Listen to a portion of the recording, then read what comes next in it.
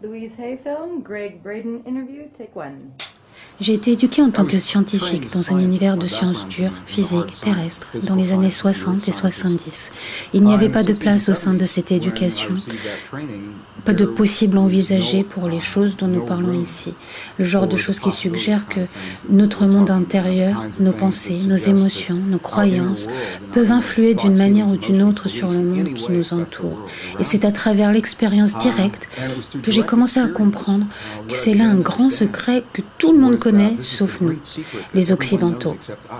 Quasiment toutes les autres cultures que nous pouvons visiter depuis les monastères en Égypte, au Tibet, en Bolivie, en Inde, au Pérou, les traditions indigènes, les petits villages dans les montagnes des Andes, ils savent tous, eux, qu'il existe cette expérience que nous pouvons vivre à l'intérieur de notre corps qui influe sur le monde d'une manière ou d'une autre. Et nos sciences n'ont tout simplement pas permis historiquement à cette connaissance d'exister.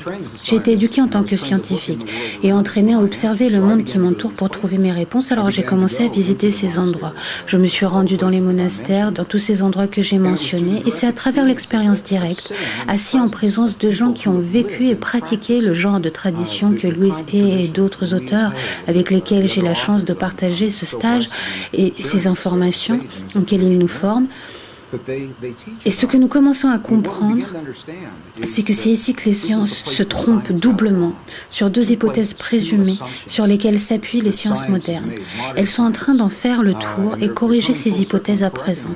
Mais la première est que l'espace, que nous croyons vide, n'est en réalité pas si vide. Il est empli d'une essence vivante, d'un matériau vivant que nous commençons tout juste à comprendre. C'est la première. Et la seconde est le fait, et c'est bien un fait à présent, que nous pouvons avoir des expériences à l'intérieur de nos corps qui influencent le monde au-delà de nos corps à travers le conduit de ce qui est dans cet espace. C'est donc en me rendant dans ces monastères, ces couvents, en discutant avec les indigènes, en les regardant les yeux dans les yeux, cœur à cœur, Dieu à Dieu, que j'ai pu dire à ces gens: lorsque vous réalisez simplement ce miracle, cette guérison miraculeuse, que faites-vous à l'intérieur de votre corps pour que ça se produise ? Et si je ne comprenais pas ce qu'il me disait, je redemandais encore et encore et encore à travers les traducteurs jusqu'à ce que je comprenne qu'ils créent une expérience qui produisait à l'intérieur de leur corps que ma science ne m'a jamais dit être possible ou même existante. C'est le chemin que j'ai parcouru et je veux juste mettre l'emphase là-dessus. La science est bonne, je crois que notre science est bonne et nous a bien servi. Elle est simplement incomplète et c'est donc ce chemin qui m'a permis de retrouver les pièces manquantes que nous commençons tout juste à comprendre de nos jours en mariant la meilleure science de notre temps avec 500 ans de sagesse et de notre passé, en une compréhension plus complète, une compréhension qui nous ramène à la question, c'est une longue réponse à une courte question, ça nous ramène à ce que nous commençons seulement maintenant à comprendre.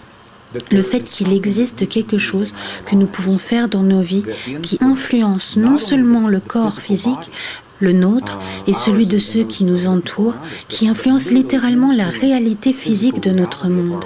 Et ça change tout. Ça change tout ce que nous, les Occidentaux, croyons à propos de nous-mêmes. Ainsi, en tant que scientifique, j'ai aussi été amenée à comprendre que ceci est une manière très différente pour beaucoup de gens de se percevoir soi-même, ainsi que leur monde. Et j'ai trouvé qu'il existe une courbe d'apprentissage que nos audiences, nos amis, nos familles et les collègues, au sein de ma carrière, dans la fontaine d'eau, ceci n'est pas quelque chose dont les gens parlent normalement dans une organisation technique. Ils ne se réveillent pas le matin en disant: quel genre de sentiments, quel genre de rêve, quel genre de guérison as-tu vécu ce week-end ? Ils parlent de qui a gagné le match de foot, qui a gagné la loterie. C'est ici que ça apporte de la pertinence à nos vies, car nous avons chaque jour ces expériences, que nous soyons conscients ou non, que ces expériences affectent physiquement nos corps et notre monde.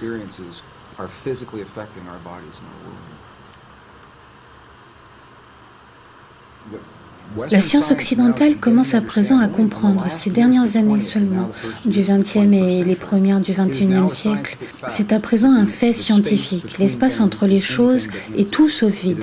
Il est empli d'une essence vivante, vibrante, qui est si nouvelle que les sciences ont encore besoin de temps pour s'accorder sur un terme technique.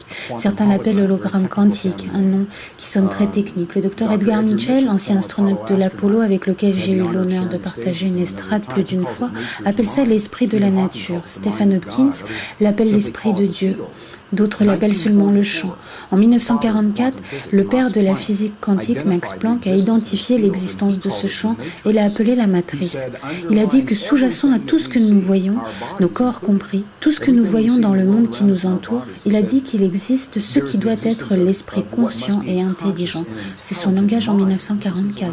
Il a dit que cet esprit est la matrice de toute matière. Des films et des séries ont été inspirés par son travail et bien de nouvelles idées que nous avons aujourd'hui.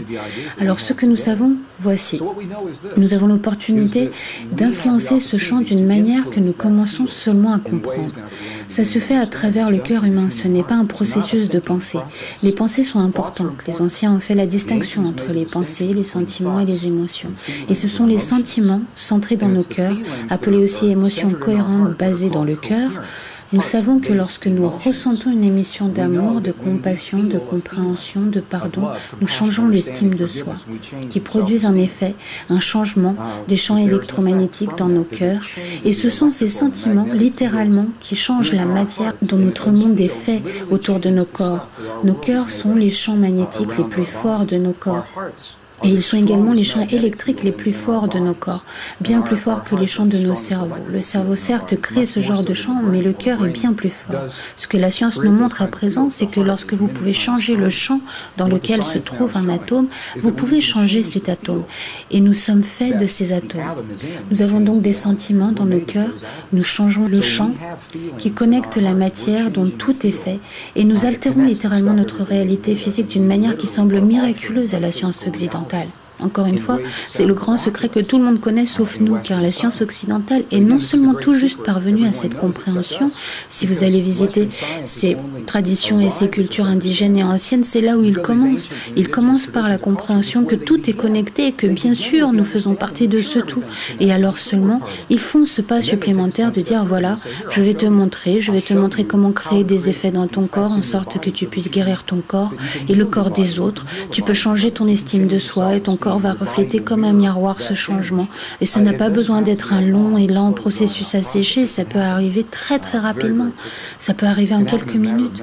Nous avons de la documentation vidéo issue des hôpitaux sans médecine à Beijing en Chine, par exemple, où l'on voit qu'ils comprennent ces pratiques et les emploient depuis plusieurs centaines d'années. Nous pouvons regarder dans le corps d'une femme en vie avec une tumeur cancérigène que la science occidentale nomme inopérable et nous pouvons ensuite regarder ces trois praticiens qui comprennent le langage de l'émotion humaine, créer le sentiment dans leur corps sans regarder ces tumeurs comme une maladie. Ils voient cette femme entière, en bonne santé, vitalisée, complètement, intensément en eux-mêmes. Son corps physique se met à refléter ce sentiment et nous pouvons le voir grâce au sonogramme. Nous pouvons voir la tumeur disparaître en moins de 3 minutes. C'est à cette vitesse que la réalité peut changer et c'est ici que la déconnexion arrive dans la science occidentale. Car j'ai partagé cette information avec des scientifiques et des docteurs en médecine partout dans le monde et ils ont dit « Waouh, c'est un miracle, nous allons devoir revenir et étudier ça. » Et nous le ferons dès que nous aurons trouvé un médicament pour le cancer ou dès que nous avons trouvé le médicament qui soignera à un niveau mécanique.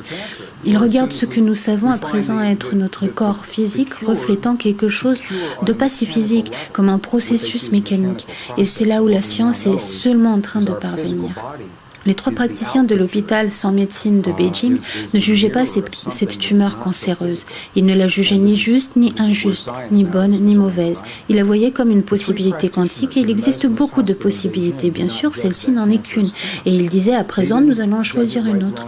Mais c'est une manière subtile et très différente de regarder les choses, car elles reconnaissent ce qui est et ensuite seulement invitent une nouvelle possibilité, plutôt que d'avoir une charge sur ce qui est et sentir que nous devons d'une manière ou d'une autre manipuler ou couper dans le cas de la tumeur ou changer, battre la réalité physiquement au marteau jusqu'à sa soumission.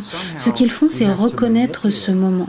Cet exemple et le changer à ce niveau que nous pouvons appeler le programme quantique. Ils ressentent le sentiment d'une autre possibilité qui s'est réalisée et ce faisant, ils permettent à cette possibilité de remplacer celle qui existe sans la juger. As if another possibility has occurred, and in doing so, allowing that possibility to replace the one that exists without judging the one that exists.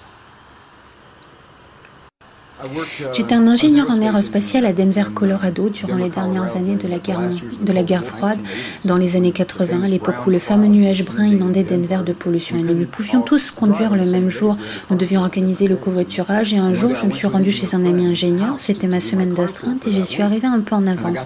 Je n'avais jamais été chez lui et je lui ai demandé si je pouvais utiliser sa salle de bain.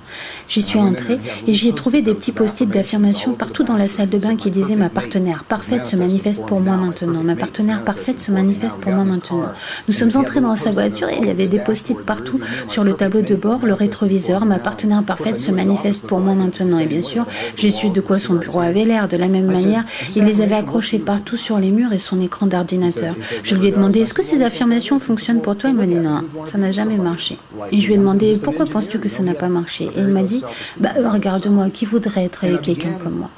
Je ne suis qu'un ingénieur. » Vous voyez, il avait une très faible estime de soi et j'ai commencé à penser à la manière dont il appliquait les affirmations et la manière dont d'autres personnes les appliquaient avec beaucoup de succès. Et la différence que j'ai trouvée, c'était que pour lui, il s'agissait d'un processus de pensée qui n'a jamais dépassé ce qui se passait dans son esprit et dans l'image qu'il se faisait de lui-même, sa propre estime.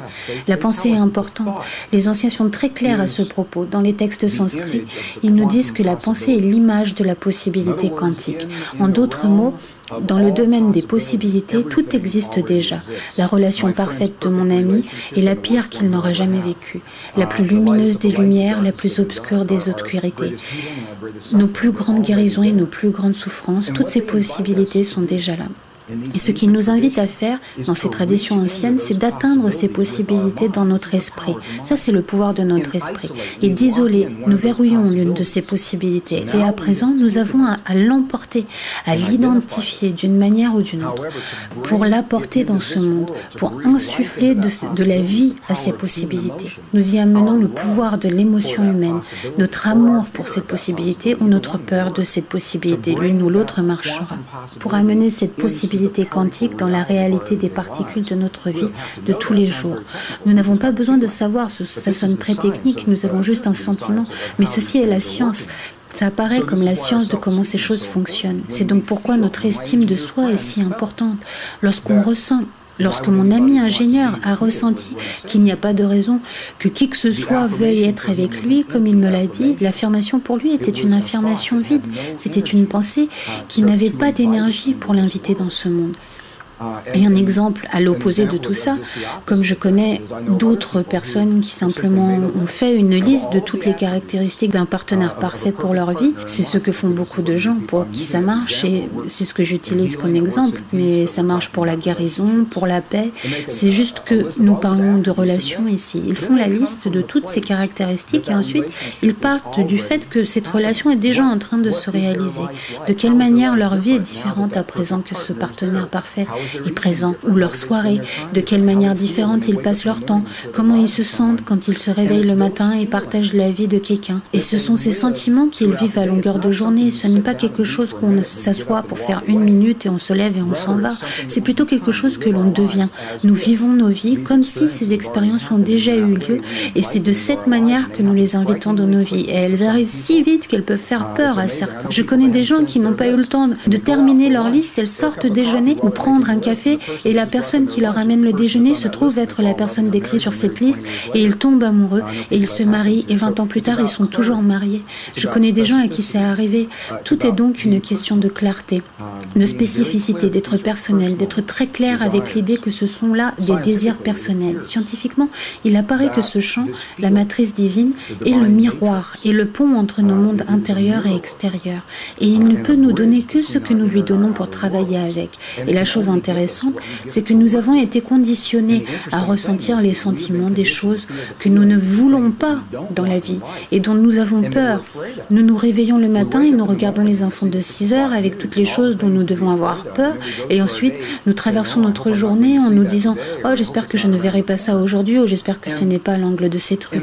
Et dans mon questionnement, si fascinant pour moi, d'où nous apprenons à ressentir les choses que nous ne voulons pas vivre plutôt que les choses que nous choisissons de vivre. vivre et comment nos vies seraient différentes si nous coupions court à tout ce qui est statistique et si nous choisissions simplement dans toutes nos vies ce que nous aimerions vivre à chaque instant de la journée ou dans nos relations ou dans le domaine de l'abondance ou de la carrière ou de la paix dans nos familles.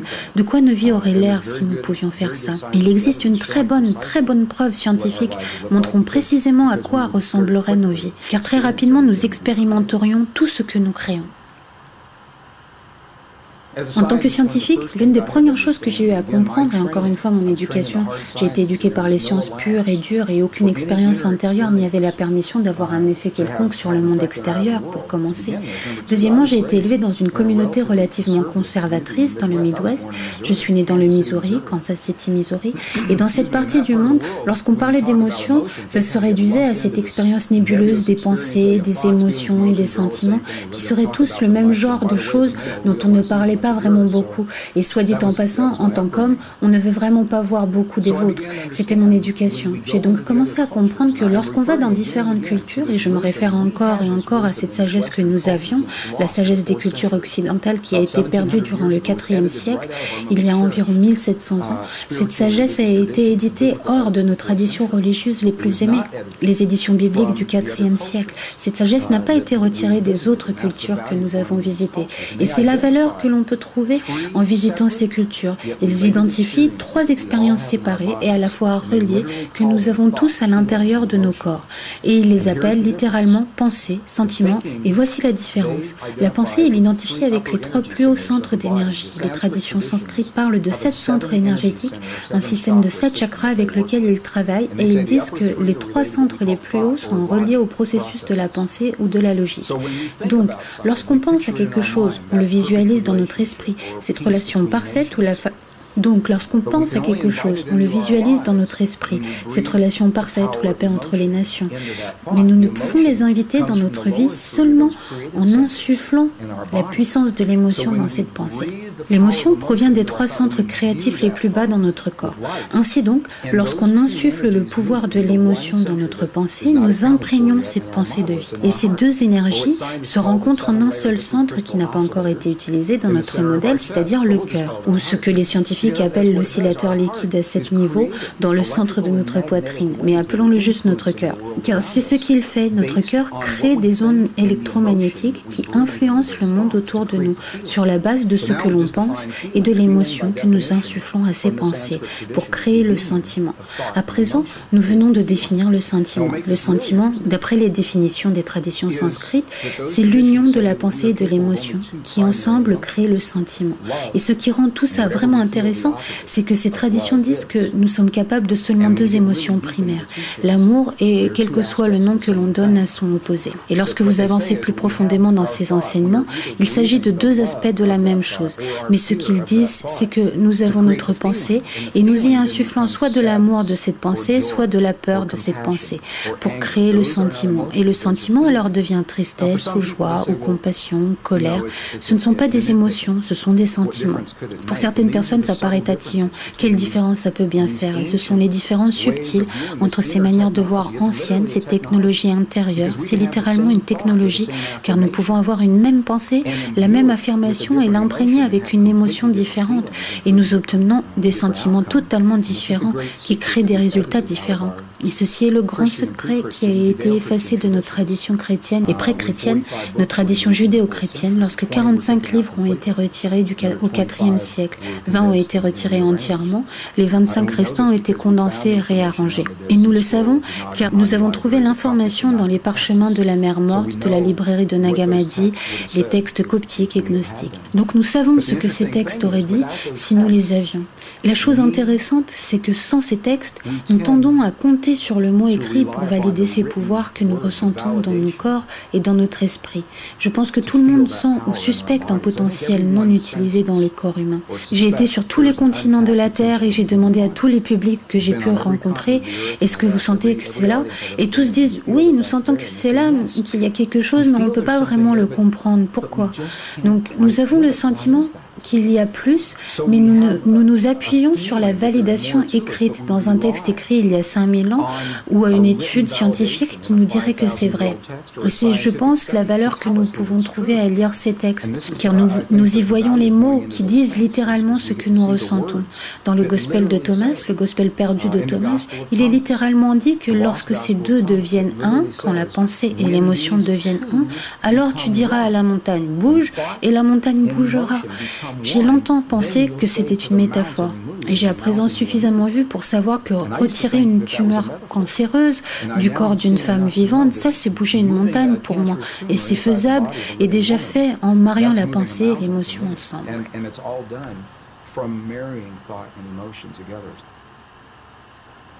En 1998, j'ai fait mon premier voyage dans les montagnes de la Chine centrale et du Tibet.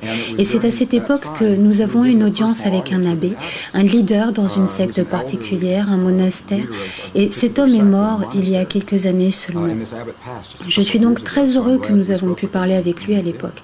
C'est à cet homme que j'ai posé une question que j'ai posée à chaque prêtre, chaque nonne, chaque chaman au Pérou et en Bolivie. Et c'est de cet homme que j'ai reçu la réponse la plus claire. Je lui ai posé cette question. Lorsqu'on vous regarde prier de l'extérieur, on vous voit chanter pendant 16, 18 heures par jour et on voit les cloches et les bols et les mudras et les mantras et les gongs et les carillons et les encens. Nous vous regardons prier de l'extérieur, mais que faites-vous de l'intérieur ? Et cet homme m'a regardé et m'a dit « Tu n'as jamais vu nos prières, car nos prières ne peuvent pas être vues. Ce que tu vois sont les choses que nous faisons pour créer le sentiment dans nos corps, et c'est le sentiment qui est la prière. » Et alors il m'a posé une question à son tour, grâce à un traducteur, il m'a dit « Comment faites-vous ça dans votre culture ?» Et j'ai commencé à y penser et à réaliser que lorsque nous avons perdu les mots dans nos traditions spirituelles les plus aimées, qui nous disaient que le sentiment est un langage qui parle à nos corps dans ce monde, lorsque nous avons perdu les mots qui valident ce savoir et que nous avons commencé à croire que les mots eux-mêmes étaient les prières ou même les affirmations et que si nous disions ces mots le nombre de fois requis au bon moment de la journée ou de l'année, nous avions prié. Et alors, si elle ne marchait pas, nous devenions frustrés, nous disant « ma prière ou cette affirmation n'a pas marché pour moi » parce que nous avons perdu le lien avec le sentiment et l'émotion. Lorsque j'étais dans les monastères du Tibet et que cet abbé était mort, un nouvel abbé a pris sa place. Il était déjà dans sa 80aine et il était le nouvel abbé, tout jeune. Je lui ai posé une question. C'était en 2005, nous revenions tout juste et je lui ai demandé « Quelle est la force dans votre tradition, dans votre système de croyance? Quelle est la force qui connecte l'univers, qui maintient le tout ?» Avec l'aide d'un traducteur, il m'a répondu d'un seul mot. Et j'ai cru que j'avais mal entendu. Je lui ai demandé de répéter. Et il a répété. La compassion. Et je lui ai dit, attendez. La compassion est-elle la force qui maintient le tout ou le sentiment que nous expérimentons dans nos corps? Et il m'a dit oui. Et ça a été très puissant pour moi de comprendre ça, car ça dit que nous avons la capacité de sentir dans nos corps cette chose qui maintient cet univers et que nous ne sommes vraiment pas si différents de ces particules quantiques dans les étoiles au-dessus de nous ou dans la tumeur qui est en face de nous et la souffrance de nos aimés ou la paix entre les nations. Tout fait partie d'un même tout. Le challenge est d'en faire plus qu'un exercice intellectuel. Comment sait-on que nous sommes partie du tout? L'une des manières qui m'a aidé à aboutir à cette réalisation a été l'expérience réalisée en 1997 à Genève, en Suisse. Ça a fait la une des journaux. 3500 journalistes scientifiques ont assisté à cette expérience. Ils en ont fait des documents et ça n'a pas fait la une de Time Magazine ou de USA Today, même si je pense que ça aurait dû. Ce que cette expérience a montré, c'est que si on prend cette matière dont le monde est fait, une particule de cette matière, une particule, et même si on divise cette particule et qu'on envoie chaque partie de la particule à différents endroits, ce qui a été fait lors de cette expérience. Ils ont séparé une particule en deux et ont envoyé un bout de 7 miles dans une direction et l'autre 7 miles dans la direction opposée. Il y avait 14 miles de distance et même si elles étaient séparées physiquement, elles étaient toujours connectées énergétiquement, en sorte que lorsque l'une des particules était perturbée, l'autre vivait la même expérience et parfois l'autre particule agissait comme si elle avait vécu l'expérience avant que la première ne soit soit perturbé par les scientifiques. Et c'est ahurissant. Comment cela peut être? Mais ce que cette expérience nous dit, c'est qu'une fois que la matière est physiquement jointe, même lorsqu'elle se sépare, l'énergie est toujours là pour les maintenir connectés.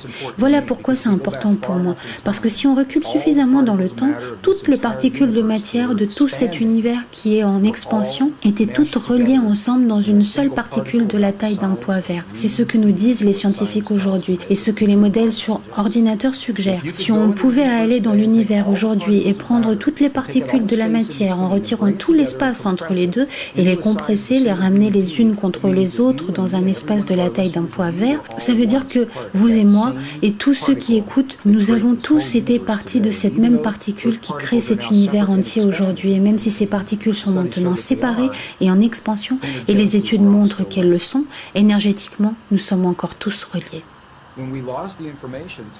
Lorsque nous avons perdu l'information qui nous disait que nous sommes tous partis de tout ce que nous pouvons voir, nous nous sommes retrouvés sur un chemin très technologique, dépourvu de la sagesse qui nous incluait dans l'équation. Nous pensions donc qu'il y avait le monde extérieur et que nous étions séparés de ce monde. Et à présent, ce qui se passe, c'est que notre technologie a été si loin que notre propre existence est menacée par les technologies que nous avons développées, que ce soit les guerres ou les virus ou les changements climatiques. Je crois que la boucle est à présent bouclée. Pour survivre à notre époque, dans l'histoire, nous devons nous réinscrire dans l'équation. Nos prières, nos affirmations, nos croyances, notre langage, et lorsqu'elles sont prononcées par le langage du cœur, elles ont un impact direct et puissant sur nos corps ainsi que sur le monde qui nous entoure. Et ça nous invite à être très très conscients de ce que nous avons vraiment dans le cœur, la vérité sur le monde que nous y maintenons. Car nous le vivons dans nos vies, la lumière la plus lumineuse et l'obscurité la plus obscure, les plus grandes peurs et les plus grandes joies. Ce que nous commençons à comprendre, c'est que l'émotion humaine, dans le sentiment d'une croyance, est littéralement un langage non verbal que ce champ reconnaît et comprend. Et le champ travaille, comme on dit, en temps réel. Il n'a pas la notion de ce qui sera dans quelques minutes. Donc si on dit dans une affirmation dans 20 minutes, j'aimerais que mon partenaire parfait se manifeste pour moi, le champ ne connaît rien de ces 20 minutes. C'est une implication en temps réel. Et c'est pourquoi la clé, ce que disent les anciens et les prêtres, les nonnes de nos jours, ils disent d'être très spécifiques lorsque nous choisissons ce que nous voulons vivre. Parce que ce que nous faisons, ça aide si on comprend ça. Ce que nous faisons, c'est que dans le monde des possibilités quantiques, dans la soupe nébuleuse de toutes les possibilités, ce que nous faisons, c'est isoler, verrouiller une possibilité dans l'espace. Et si nous ne sommes pas spécifiques à propos de la possibilité que nous choisissons, comment le champ pourrait-il être plus spécifique à propos de ce qui nous amène dans notre réalité ? Quoi qu'il nous en coûte pour en arriver au point où nous pouvons transcender les limites des lois physiques et de la biologie telles que nous les avons connues par le passé, nous avons le pouvoir en nous qui transcende ces lois. Nous sommes plus que nos erreurs, plus que nos souffrances, plus que les limites auxquelles nous croyons par le passé. Et c'est là que je dis, waouh, ça m'inspire vraiment.